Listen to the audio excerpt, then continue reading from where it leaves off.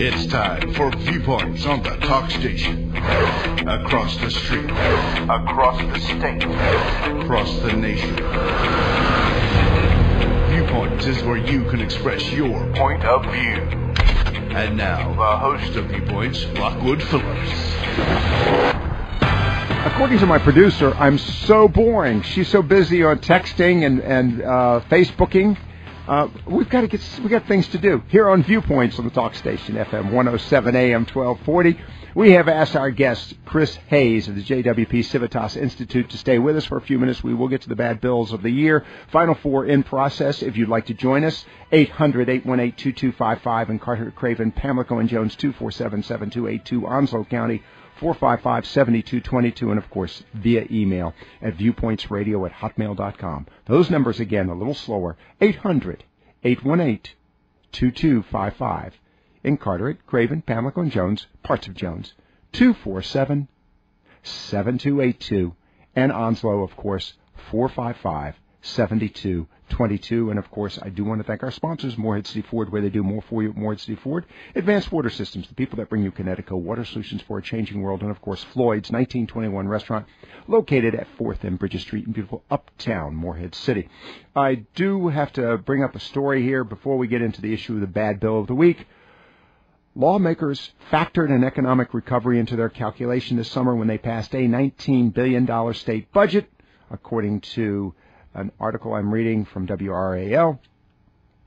Yes, the lawmakers factored in an economic recovery into their calculations this summer when they passed a $19 billion state budget.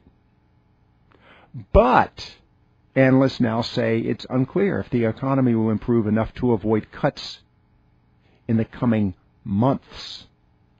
A new report from the Fiscal Research Division of the General Assembly shows tax collections were 1.5% below projections, or about $95 million short through the first 4 months of the fiscal year. And this after a 1 cent increase in state sales tax.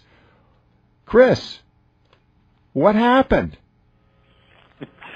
That's what happens when you make those projections a year out. I think they were very optimistic that the economy was going to be recovering, and as we've seen, that it's just not happening yet. All right, hold on.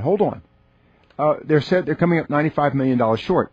Did not the state use some of that stimulus money to bolster the state's budget? They did. They used, I believe, about $1.5 billion of stimulus money last year to bolster the budget. So, all right. If that's the case, might we actually be more than just 1.5% below projections if you take that money out, or is that money not included in this calculation?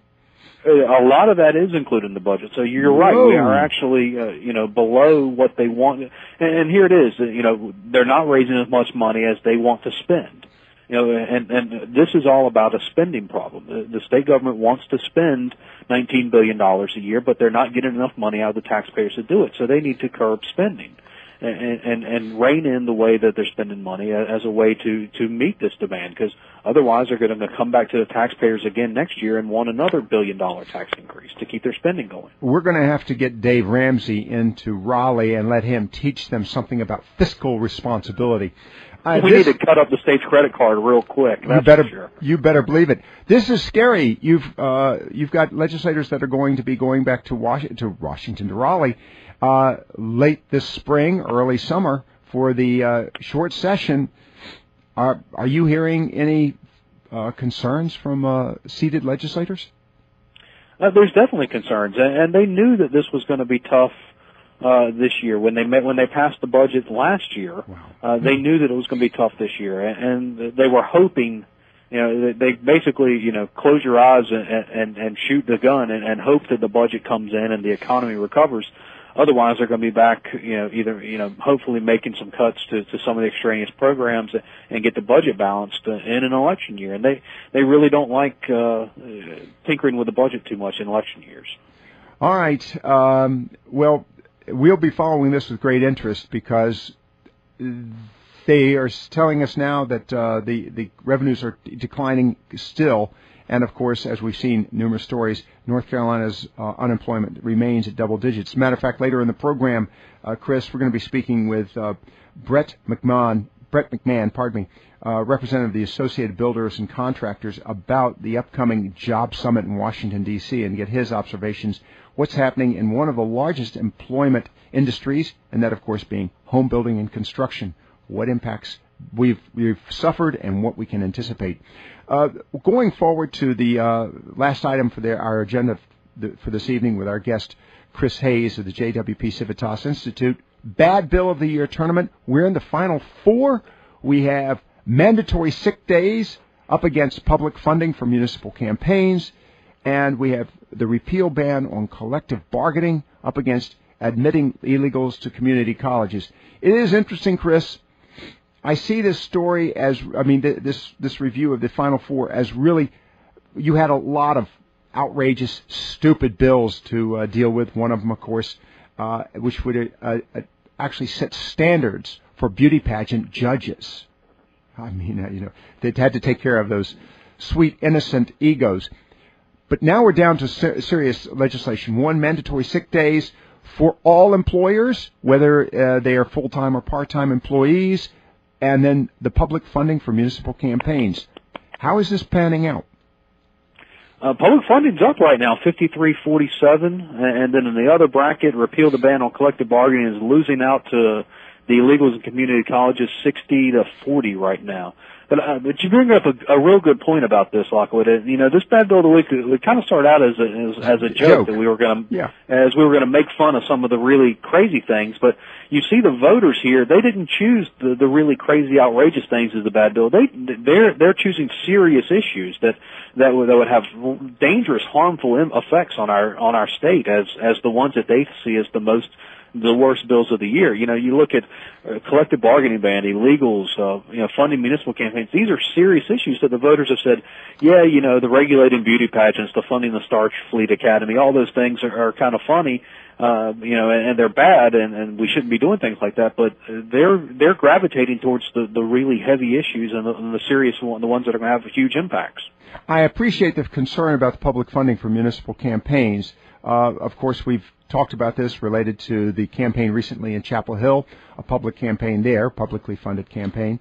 But this mandatory sick days issue, that's House Bill 177, the impact on that on small businesses, and interestingly enough, the governor has herself recently expressed interest in trying to initiate, I think, a summit of some nature to promote small business. When you're faced with having to provide sick days for part-time, full-time employees, I don't see that being a small business sensitive or a small business supportive legislation. No, it's absolutely not. And Lockwood, you're a small business owner with the radio station and the newspaper there.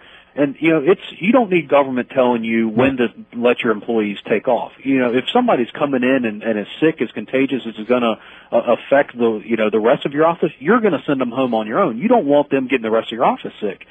So you're going to grant people, you're going to have that discretion, you're going to make that decision to send them home, to say, look, you're sick, don't come in here. You don't need government telling you to do that, and I'm sure every small business owner out there makes those decisions about what's best for their business and doesn't really need government saying, no, you have to do this. I will say, as we wrap things up with our guest, Chris Hayes, again, legislative analyst with the JWP Civitas Institute, if you would, please go to the website, nccivitas.org.